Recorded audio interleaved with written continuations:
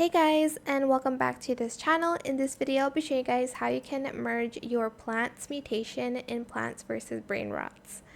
So I have this Tama trio here, and it's the frozen mutation, and I have a gold one here. So I am going to merge those mutations together. I'm going to shovel this one first and the other one here. And let's go to the merging machine. Mutation machine.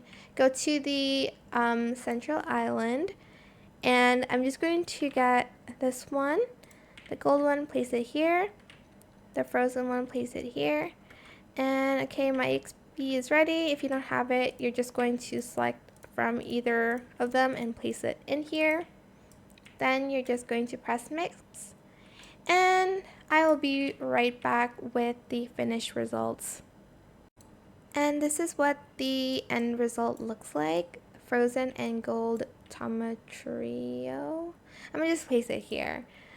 And this is what it looks like. Super cool. This is my first ever plant mutation.